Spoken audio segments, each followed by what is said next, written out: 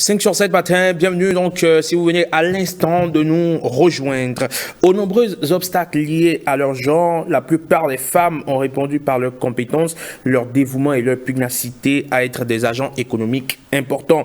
Malheureusement, elles se heurtent toujours à des obstacles spécifiques quand elles se lancent dans l'entrepreneuriat. Problème d'accès au financement, pesanteur sociologique, manque de confiance en elles et l'autofinancement. Les associations informelles et formelles d'épargne et de crédit ou les agences de microcrédit restent les sources de financement principales pour créer leur entreprise, ce qui freine leur émergence et leur développement. Alors, quelles solutions existent pour démarrer son activité économique et surtout pour sortir de l'économie de subsistance? Quelle stratégie aujourd'hui pour un développement de l'entrepreneuriat des femmes? Comment faciliter leur transition de l'économie informelle vers le secteur formel? C'est ce dont nous parlons aujourd'hui avec Conrad Baguidi. Il est donc président de l'association pour le développement de la commune de Saint-Valoux, mais avant tout, il est entrepreneur, chef d'entreprise depuis plusieurs décennies, 3 pour être un peu plus modeste.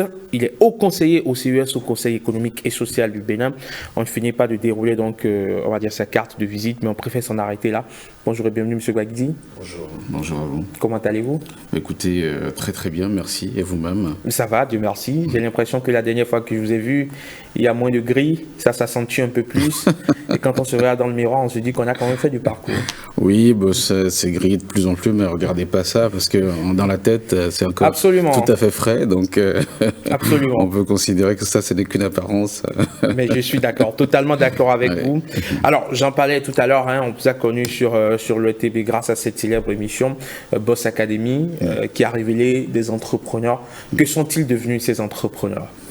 Écoutez, j'ai eu la chance de temps en temps d'avoir des nouvelles de ces entrepreneurs parce que figurez-vous, ça fait quand même la première édition, c'était en 2012, donc ça fait quand même 12 ans aujourd'hui sur la chaîne Canal 3, puis après sur le RTB, donc en 2015 et 16.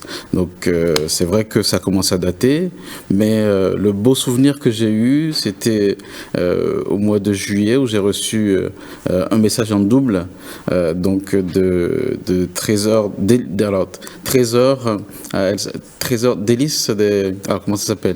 Une dame que j'avais eue en tout cas à la Boss Academy 1, donc la première édition en 2012, voilà, Trésor d'Afrique ou Délice, quelque chose, je ne sais plus le nom, qui avait créé son entreprise, et d'ailleurs plusieurs entreprises, avec un concept très simple, c'est mettre à disposition les épices donc aux populations de manière un peu plus mieux emballée, plus moderne, etc. Et ça avait l'air simple au départ. Elle a été deuxième de l'Académie 2012 et elle m'a envoyé un message très très beau qui disait: grâce à vous, aujourd'hui mon entreprise fonctionne, je suis une femme entrepreneur respectée, je vous remercie, je vous remercierai pas assez. Et quand on entend ça, ça fait vraiment chaud au cœur et c'est le seul bonheur qu'on essaye d'en tirer. Mais il y en a d'autres également que je rencontre de temps en temps qui me disent qu'ils ont créé plusieurs entreprises, notamment tous ceux qui sont passés en académie. Donc c'est vraiment quelque chose qui est super intéressant. Quand je passe encore à l'aéroport, on me dit Boss Academy, la force d'entreprendre. Et voilà, ça fait du bien parce qu'il y a des gens qui regardaient cette émission-là et pour lesquels ça a éveillé une envie d'essayer quelque chose, de tenter quelque chose. Et donc je pense que c'est plutôt de bonnes nouvelles que nous avons pour ces jeunes entrepreneurs aujourd'hui qui sont plutôt des chefs d'entreprise bien établis pour la plupart d'entre eux. Ça va revenir, Boss Academy? Boss Academy, c'est un financement 100% Conrad Baguidi. Ça peut changer. Si ça changeait, effectivement, Boss Academy peut encore revenir, puisque, comme je disais tout à l'heure, je suis encore tout à fait frais dans la tête. Parce que, fertile en idée? Oui, absolument, mais vous savez, il y a beaucoup d'autres actions que nous faisons par ailleurs, et donc du coup, ça ne se voit plus, parce que Boss Academy a été une grosse émission nationale. Je pense que c'est l'une de vos plus grosses émissions, d'ailleurs, à l'ORTB en 2015-16. Donc voilà, ça a mobilisé. Aujourd'hui, je fais pas mal d'actions dans les territoires, parce que je pense que c'est un modèle qui peut porter. C'est plus underground? On va dire ça comme ça. Et à partir du moment où il y a une envie, on va dire une intention, il y a des programmes que le gouvernement lance de temps en temps, il y a d'autres personnes également ou d'autres institutions qui peuvent apporter leur contribution, on va dire, à l'émergence de la jeunesse à travers l'entrepreneuriat. S'il y a des envies de cette nature, je suis prêt à les accompagner pour que nous puissions continuer à mobiliser les jeunes. Parce que vous savez, les programmes, ils existent, ils fonctionnent relativement bien, mais le fait de parler de l'entrepreneuriat comme quelque chose de simple, accessible, où on aborde les différents concepts directement auprès du grand public, c'est quelque chose qui fait de l'émulation et qui peut-être créer des vocations à terme. Donc je pense que c'est un concept intéressant qu'il faut sans doute penser on va dire, je ne vais pas forcément à réinitier, mais en tout cas à garder, parce que c'est important, y compris pour la gente féminine, donc les femmes, nos jeunes filles, qui peuvent également se projeter donc, sur leur développement par l'entrepreneuriat. Très bien. Alors, vous étiez en train de parler tout à l'heure de cette dame qui a gagné Boss Academy, qui a fini deuxième de Boss Academy, donc la deuxième saison. Et justement, les femmes dans l'entrepreneuriat, c'est ce dont on parle aujourd'hui, et surtout au Bénin, le leadership féminin dans l'économie. Vous avez plusieurs casquettes, donc vous êtes chef d'entreprise, vous êtes aussi présidente de l'association pour le développement de la commune de Savalou. Comment est-ce que vous percevez la place de la femme dans le tissu économique de notre pays ? Alors, la place de la femme dans le tissu économique du Bénin, quand on l'aborde comme ça, j'ai envie d'évacuer un aspect avant de traiter le sujet. Parce que souvent, on arrive très vite à l'opposition du genre. Les hommes sont... j'ai entendu tout à l'heure, par exemple, on parle de macho. Les femmes sont soumises. C'est des mots que je veux relativiser, sur lesquels j'ai même pas envie de me prononcer vraiment, parce que c'est une réalité, on va dire, historique, culturelle, qui dépend de chaque pays, et sur laquelle chaque pays fait son parcours.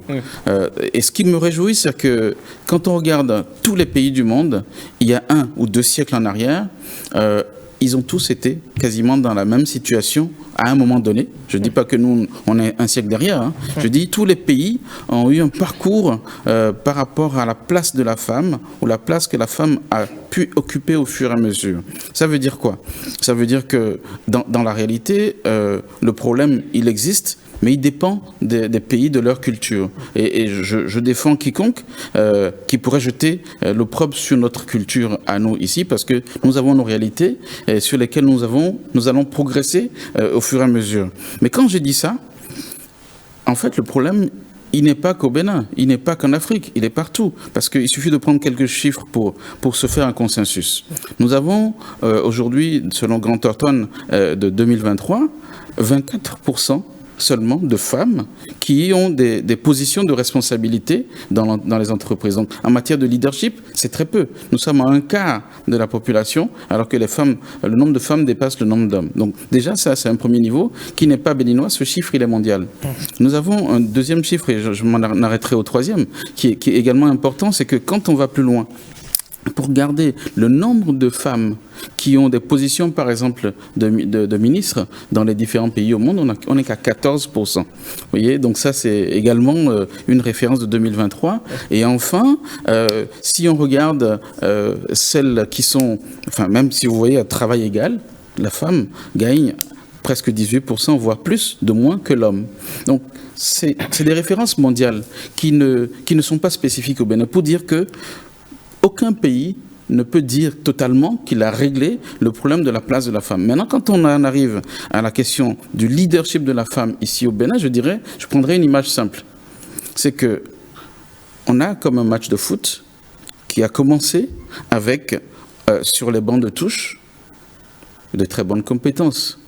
Les meilleurs joueurs, quasiment, je dirais. Je n'exagère pas quand je dis ça, parce que quand on voit une femme qui a un leadership en matière économique, en matière entrepreneuriale, en général, lorsque certains atouts sont réglés, on a quand même un décuplage en fait des résultats en bout de ligne. Donc quelque part, nous sommes dans une situation où on n'a pas encore commencé à jouer avec tous les titulaires du match. D'accord. Et d'un point de vue global, quels sont selon vous les obstacles qui sont liés à l'accès des femmes aux positions de premier plan dans l'économie? Et certainement qu'il y a des spécificités béninoises que vous souhaitez relever. C'est vrai qu'on a alors spécificité béninoise et sous-régionale, je dirais pour certains. Il y a des obstacles clairs. On peut citer un premier obstacle qui est celui des normes socio-culturelles de nos différents pays, qui font qu'il y a certains métiers qui sont dévolus aux femmes. Et donc du coup d'autres aux hommes, ce qui fait une forme on va dire d'inégalité de fait. parce que on se met tous dans la tête que ce type de métier ne peut être fait que par une femme. Et quand on commence à catégoriser, on est clairement dans une logique où on ne donne pas forcément accès au poste de leadership, en fait, aux femmes à terme. Un deuxième obstacle qui peut être important, qu'on peut relever, c'est toute la capacité on va dire, de financement, l'accès au financement, j'en ai entendu tout à l'heure. C'est vrai qu'on parle de microcrédit, etc. Mais lorsqu'on veut lever des fonds dans le cadre d'une entreprise, la femme, souvent, n'a pas les garanties nécessaires. Donc, c'est des biens, des propriétés, etc., qu'on met en garantie pour pouvoir lever des fonds. Ça, c'est également un deuxième obstacle. Et puis après, on peut citer également un troisième obstacle.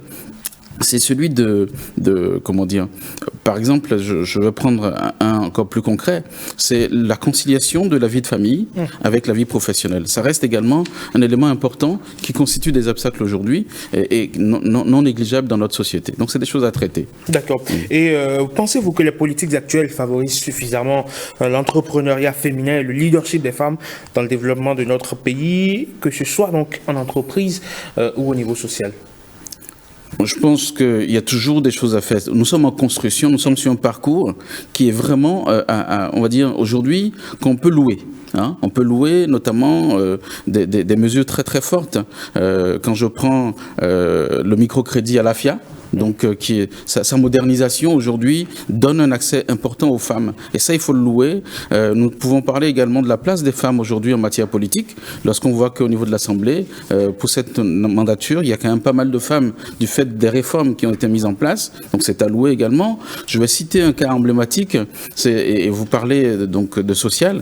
Eh bien, avant la place de l'Amazon, peu de gens connaissaient les agogiers. Ça veut dire qu'il y a un travail qui est en train d'être fait par le gouvernement aujourd'hui de Patrice Talon et donc et de ses équipes qui travaillent certes sur les femmes d'aujourd'hui, mais qui réveillent les valeurs des femmes d'hier et qui donnent des perspectives pour la place des femmes dans notre société. Donc je cite ces trois cas-là pour dire que clairement, c'est vrai qu'il y a des choses qui restent à parfaire, mais on ne peut pas, en revenant dans l'histoire, les 10-15 dernières années ou 20 dernières années, je ne pense pas qu'il y ait eu une équipe qui ait fait autant en matière donc, de la place de la femme en termes de leadership dans notre économie. Et parlons justement de vous. Vous êtes à une place privilégiée, vous êtes haut conseiller au Conseil économique et social, mais surtout et par ailleurs, vous êtes président de l'association de développement de la commune donc, du Saint-Valois. Vous avez justement l'occasion d'impacter les femmes en milieu rural, on va le dire ainsi. Oui. Qu'est-ce que vous faites dans ce sens? Mais on fait des choses assez simples et qui sont très très porteuses en matière d'économie et de leadership des femmes. Je peux citer 3 exemples. Le premier, c'est par exemple, nous avons formé les femmes dans le domaine de l'entrepreneuriat, de la gestion de leur économie, de leur business. Et on s'est aperçu en fait que la plupart des femmes ont 2-3 activités. Et ces 2-3 activités, en général, ne sont pas rentables parce que jamais elles ne prennent en compte le temps qu'elles passent et le temps que passe l'ensemble de la famille qui les aide. Donc, il y a un problème à ce niveau-là. Donc, nous travaillons à les former pour mieux gérer leur activité, intégrer les différentes charges. Deuxième élément, nous mettons en place, nous faisons depuis 4 ans la foire départementale agro-pastorale des collines.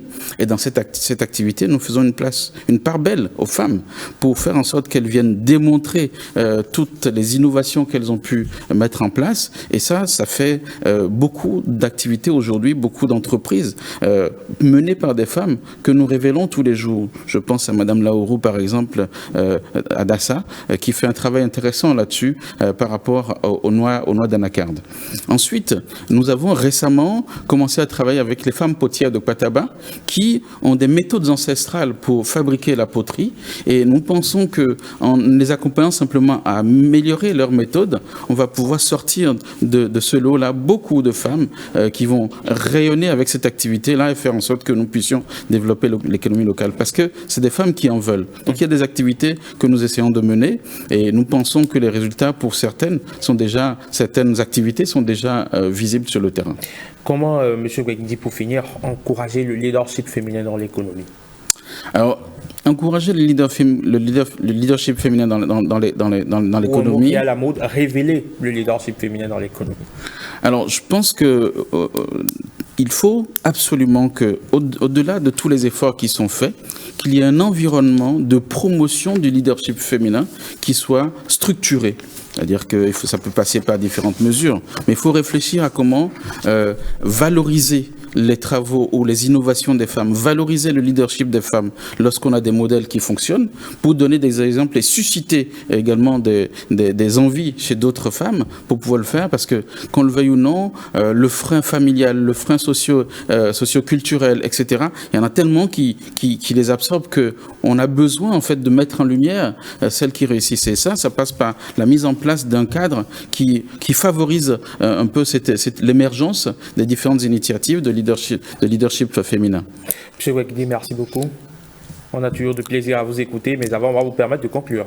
Ben écoutez, oui, je veux bien finir par cette anecdote-là qui dit que les hommes disposent de 9 côtes, desquelles on a extrait 2 pour faire des femmes. Ça, il faut arrêter ce modèle-là, parce que quand on continue à penser comme ça, le leadership féminin n'est pas prêt de sortir. 2, rapidement, la femme, qu'elle arrête également de penser qu'elle nous a donné la pomme et que son seul rôle ne consiste qu'à nous nourrir. Ce n'est pas vrai.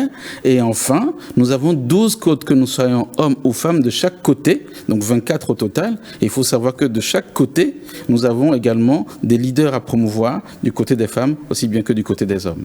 Briser justement ces idées reçues, ces idées préconçues, auxquelles on ne s'imagine pas, mais beaucoup y croient. Absolument, avec l'éducation judéo-chrétienne. Absolument. Merci beaucoup, Conrad de Guidi. Vous êtes donc au Conseil économique et social, président de l'Association pour le développement de la commune de Saint-Valoux, mais d'abord et avant tout, vous êtes entrepreneur. Merci beaucoup d'être passé sur 5 sur 7 matin. Au plaisir de vous retrouver très prochainement par ici pour, pourquoi pas, avoir un entretien au long format, au long cours, en format 3 XL, extra large. Pourquoi pas. Ce sera avec beaucoup de plaisir que nous allons vous recevoir par ici. Mais nous sommes obligés de nous arrêter pour aujourd'hui, car il y a Jennifer Sativi qui s'impatiente pour le journal, le premier grand format de l'actualité sur la télévision nationale. À tout de suite.